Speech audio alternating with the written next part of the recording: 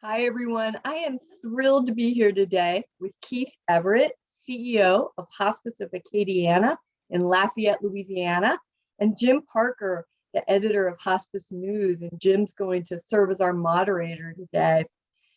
February marks the start of Black History Month, and this year's theme, Black Health and Wellness, pays homage to medical scholars and healthcare providers across the country.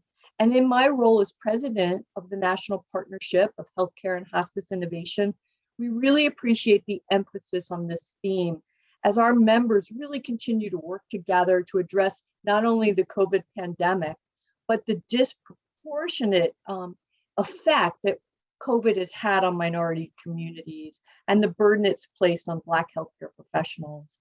So just real quick, Jim, before I turn it over to you and Keith, NPHI, the National Partnership for Healthcare and Hospice Innovation, is a member organization of 80 not-for-profit, mission-driven organizations located throughout the country. And these members are experts. They're experts in managing serious illness and end-of-life care.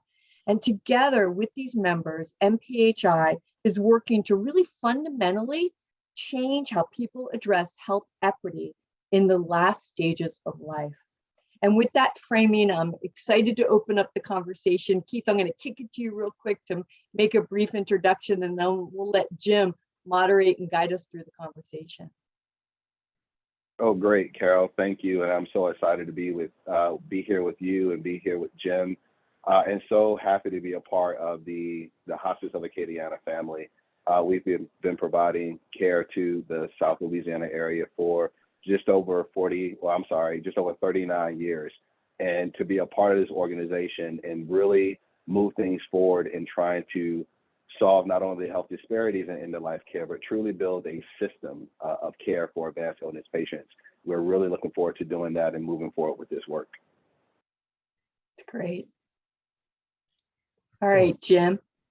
Well, Carol, thank you so much for the kind introduction. I was honored to be invited to participate today. Keith, we've spoken to you for Hospice News articles in the past. It's great to connect in this way as well. I'm looking forward to the conversation.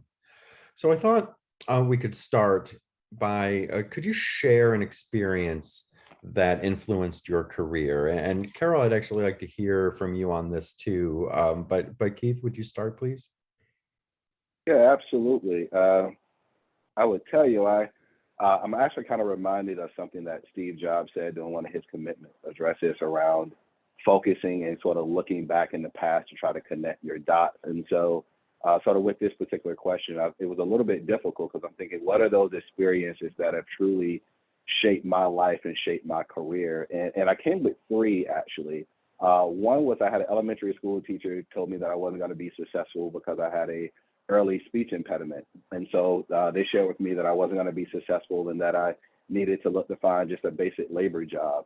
The other was I joined the U.S. Army and became a combat veteran, which truly changed my life and really around fellowship and creating teams and leading teams. And then one that probably is the top is my father.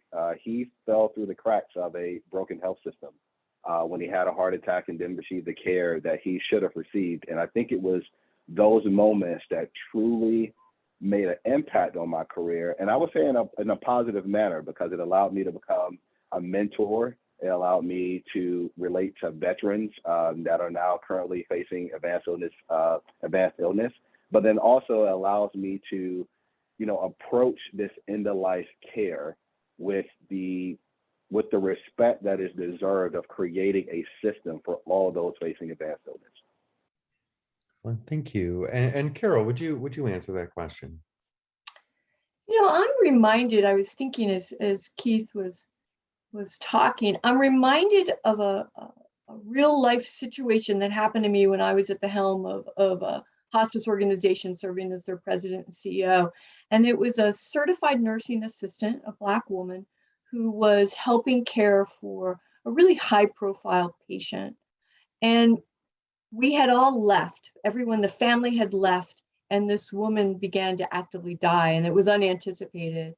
And when I came back and she had passed, um, this certified nursing assistant said to me, I hope it's okay that I read her the Bible. This was a woman who was extremely connected to her religion and spirituality. And I was so moved that she helped this woman in her journey at the end of life and read to her from her own Bible, from the patient's Bible, and took it upon herself. And I realized at that point, you have so much, this woman has so much to offer our profession. Why is it that you are not promoting in your career? What's holding you back? And that conversation happened about a month later. And I am so proud to say today she's a registered nurse. And I feel like she taught me so much. Her name is Lucy. Lucy taught me so much because she taught me that, we don't always lend a hand up, right? A helping hand to minority folks that are at bedside. It's a real opportunity for us. And I know our members are very eager and continue to build on those successes. And I know, Keith, that's probably at Hospice of Acadiana also, where folks settle in for a position and we're helping them really create sustainable pathways in their careers. Excellent. Thank you both for taking that question. I know when you get into kind of how and why people got into hospice, it can be very personal. So I appreciate your openness. There's always a story, right, Carol? There's always a story when you talk to anyone that's worked in hospice. It's always a story that brought them there, and it's that passion that they have that keeps them there. And that's the one thing that I love about this space. I knew when I first got the opportunity to work in hospice that I wasn't leaving this space. Yeah, just like you, I mean, I'm a social worker by trade, Jim, and it's the Lucys and the patients that have always motivated me, and what a gift it is to be part of folks' journeys professionally, for their professional journeys like Lucy, and then for our patients, ensuring that they die well. So it's a real privilege. Wonderful.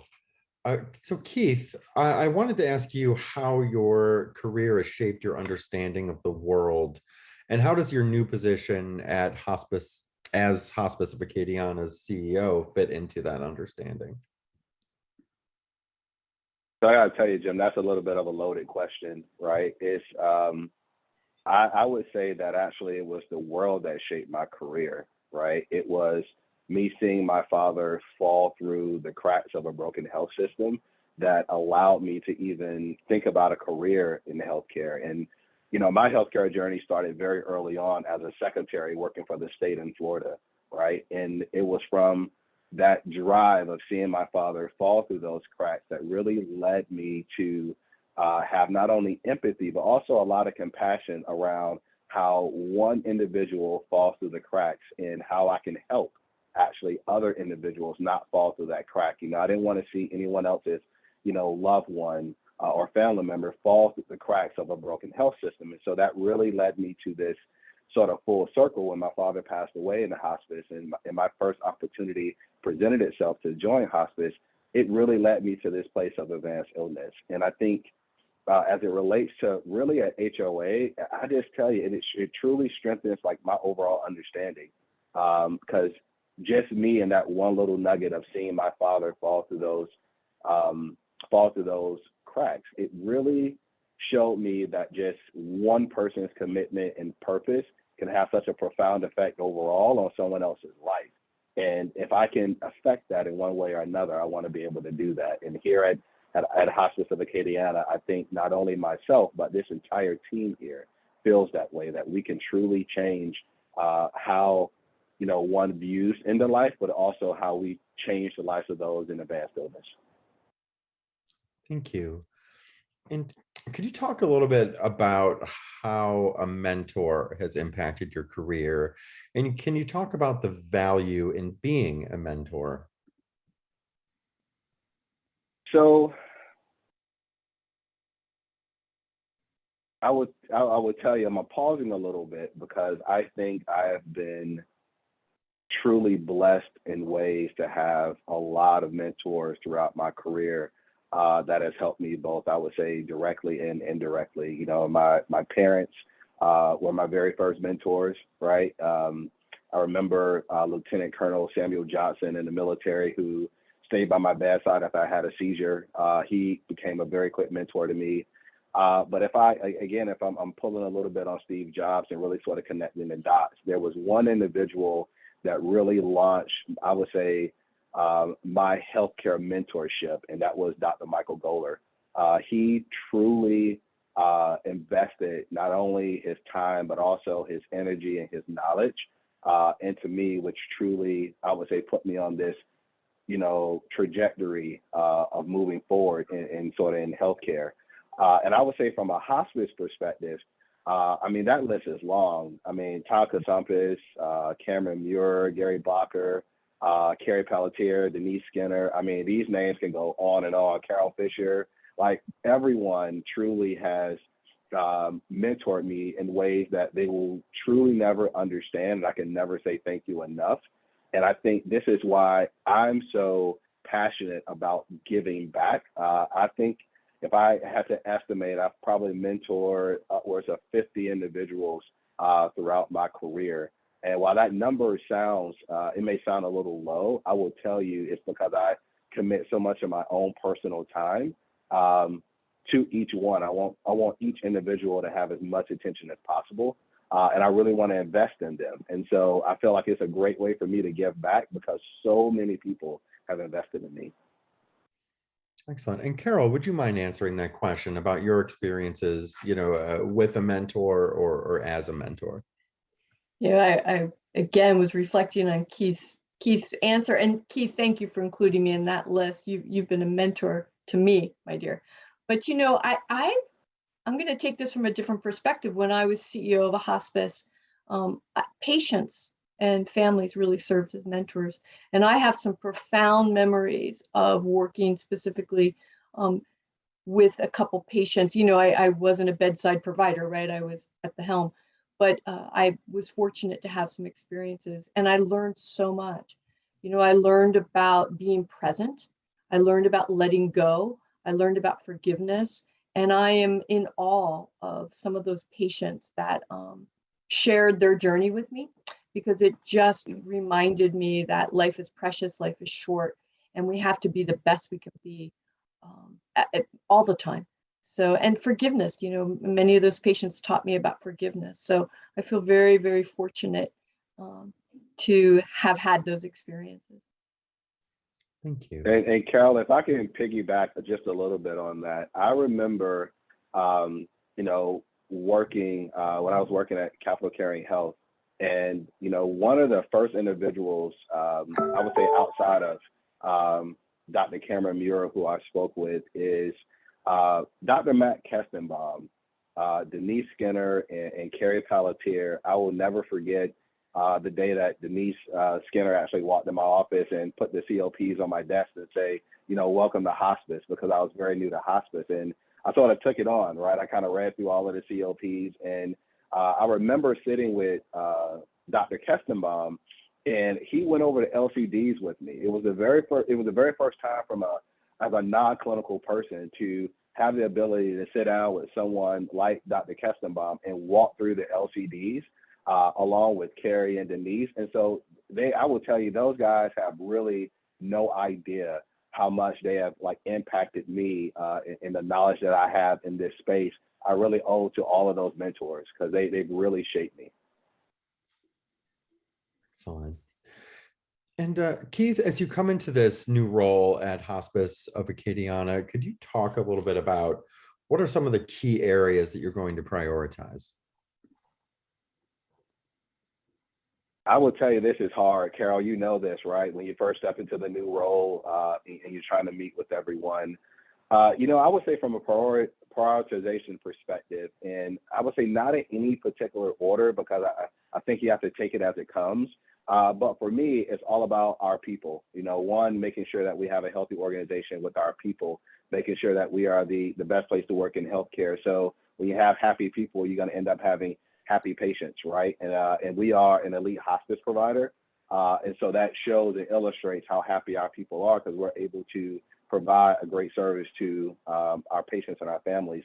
I would say culture, then strategy, community, and I would say again, patients and families. And again, not in any particular order. It's just really trying to, I'm new to Lafayette, Louisiana, so I want to make sure I immerse myself in not only the community, but also the culture. I'm originally from the South, so I don't think I have a big sort of barrier there. But one thing I've realized throughout my career, and especially doing a lot of work in the equity, inclusion, diversity perspective, culture is very, very important in understanding the culture of not only the community, but also of the people. It can help you because we all know that, you know, complaints come into your organization. And I think if you can understand the culture sometimes of those individuals and where they're coming from, it makes it a little bit easier to deal with. So I really want to immerse myself in those things.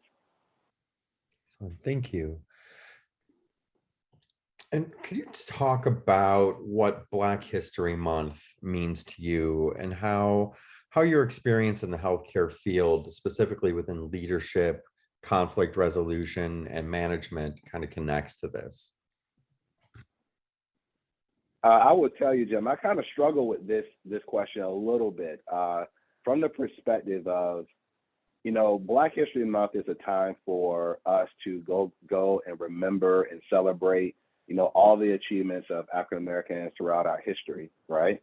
But there are a lot of other national remembrance days, Hispanic Heritage Month, Asian Pacific American Heritage, Native American Heritage, LGBTQ history. There are months throughout the year where we go out and we reflect and we remember on the things that these groups or individuals have done. And I struggle a little bit because I feel that all of these are part of American history to some degree, right? And so, you know, I challenge myself, I challenge my leaders that why can't we think about these things throughout the year? I understand the celebration because I think that makes a lot of sense, but it's from the perspective of thinking of the achievement, thinking of things that were done in the past that you could potentially recycle and bring back to the future. We should not necessarily create a silo of an individual month. And I understand why those things were developed. And I think from a leadership and management and sort of conflict resolution perspective, I think it's important to recognize that. I think it's important to recognize all of these differences in these cultures throughout the year versus in one particular month. And again, I understand the celebrations and I understand the remembrance, but I think we all should be challenged to remember and celebrate throughout the year, because I think recognizing the differences of opinions and cultures can actually create an idea or innovation that sparks something in the future, right? And I think we have to continuously remember those things. You know, Jim, you may not be aware, Keith has done a lot of work in the health equity space, a lot of work at Capital Caring. You probably just should talk about that real quick. Not that I'm trying to take over the interview, Jim, but you've been a key contributor and not during a month of celebration, but on an ongoing, dedicated, every day, every hour. Right. So, you know, I definitely want to take all of the credit. You know, myself, along with Eltaya Garrett, who was at Capital Caring Health, along with the team of individuals, really started really our Center of Equity, Inclusion, and Diversity there. And then later on added the word belonging because it was so important. And a lot of that work that we did in that space is a lot of the work that I'm going to also bring to HOA. I am so passionate about not only taking care of our community, but also those that are in our community that truly need our services, that are Black and brown or in marginalized areas. We have to, you know, put a special attention on that. And, you know, with COVID and everything that happened with COVID, we know that there are disparities in healthcare due to COVID. So how do we bring these things, especially from an advanced illness perspective? And I'm so passionate about that work that I feel that this is why it's important that we remember and celebrate these achievements throughout the year. Again, we recognize that, you know, we put in these celebrations and at these different times of the year as a part of reflection, but let's challenge all of us to reflect throughout the year. And I'm sure I repeated myself 100 times there, but I think that is more of I think that shows the fact of why I feel like it's so important that we focus on those things throughout the year versus just in a given month. And equally important, Jim, is to know that Keith has been a key contributor in shaping our efforts through the National Partnership for Healthcare and Hospice Innovation. We're launching an Institute for Health Equity. And our members are passionate about this, like Keith. And the goal is kind of twofold. One is to make sure everyone has access to care, no matter of color of skin, sexual presentation, religion, no matter, right? Everyone should have access. And so to know better is to do better. And there's a lot of work for all of our members in that area. And then the second goal, that second overarching goal, is to make sure that the workforce looks like those people, and that we're promoting health equity opportunities professionally. So we're excited about the work, and excited about Keith's influence on the work that's ahead of us in that area. And I appreciate that, Carol. And I would just, if I can make one other plug, because I'm so passionate in this area, think of the words, right? What does diversity mean? What does inclusion mean? What does belonging mean? What does equity mean? And if we can truly get to a place of having common definitions around these things, it will allow us to create a foundation to move this space forward.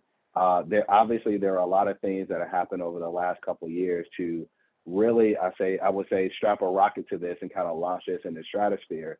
And, we've seen a number of organizations just around the country start developing programs. And I will tell you, programs is a very difficult word sometimes, because when you develop a program, it means that potentially it may stop. Equity, inclusion, diversity, belonging, these things have to be part of the cultural and moral fabric of the organizations. That way, that it lasts over the test of time, that you are having leaders who are leading from the front in this space to continue this journey, because it's not something that eventually ends. This is something that we have to continuously work towards. And we have to get out of we're developing a program to we are making this part of our cultural fabric. Keith, you raised such a great point. Not everyone, Jim, defines this the same. Not everyone defines diversity, health equity. And I was very surprised. I was very taken back by that. It was a really great opportunity of learning from me in my role as we were moving forward and organizing our efforts for MPHI's Institute for Health Equity. And that really matters. You've got to have that common language, common definitions, and to create a common foundation. Yeah, I'm glad you mentioned that, Keith. Yeah, definitely. Not to put you on the spot, but how would you define those terms? I'll let Keith go. Are you asking me? Yeah. You're asking me that? I feel like my definitions are always very simple, because I believe in the KISS methodology, right? Of keep it simple, stupid.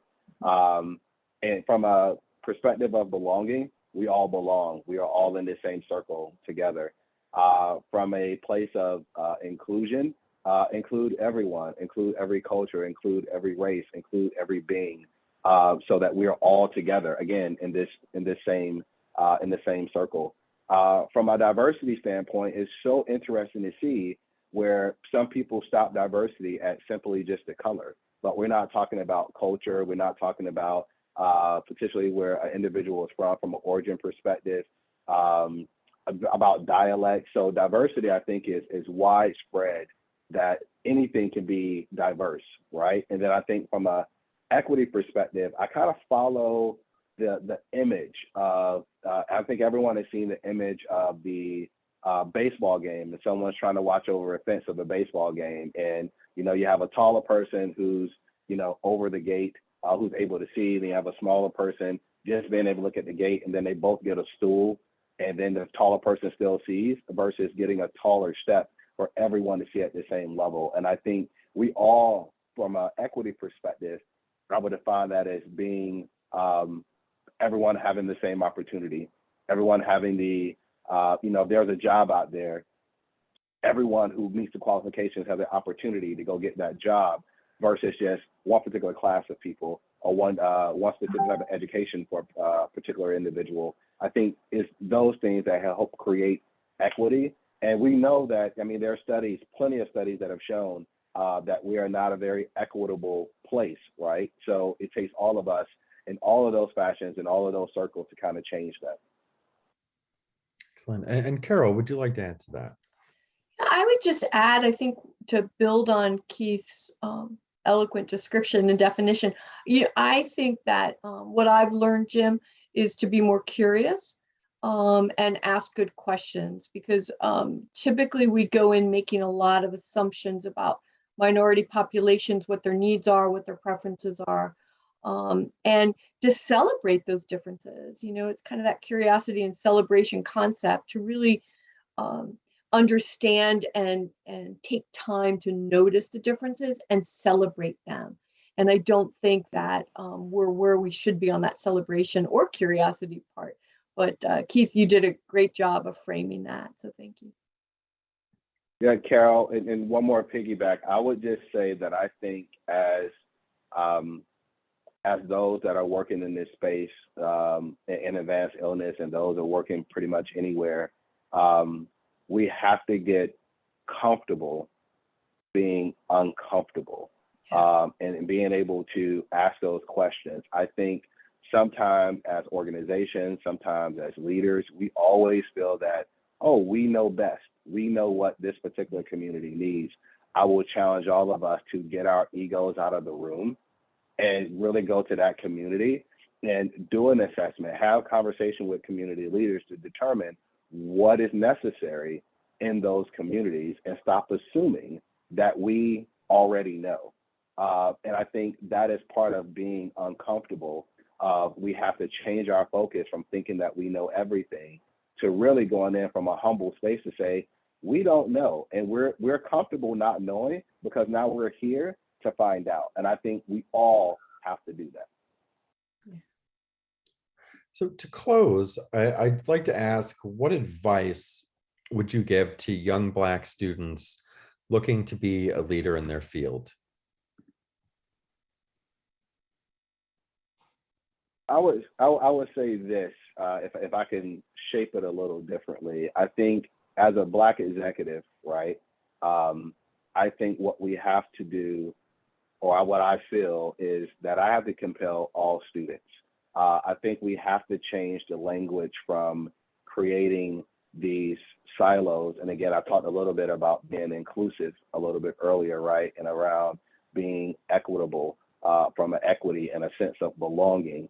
I would encourage all students really to do a couple of things. One, find a mentor in the space that they really enjoy, but then someone external of that space that can give them balance.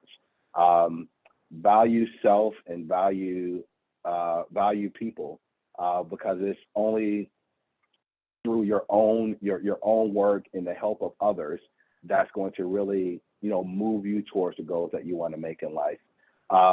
Don't be afraid of the big moment is another thing. I think coming from a very humble beginnings, I would say that early on in my career, I was really afraid to sometimes take on the big challenge and take on the big role.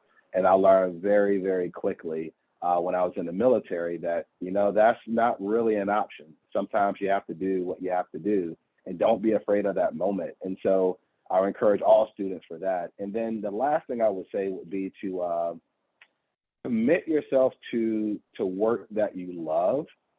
That way you don't feel like you're actually doing a job. It feels like something you're personally passionate about. I know that, again, watching my father fall through that broken health system, that when I knew I was working in healthcare, I knew I didn't want to leave healthcare.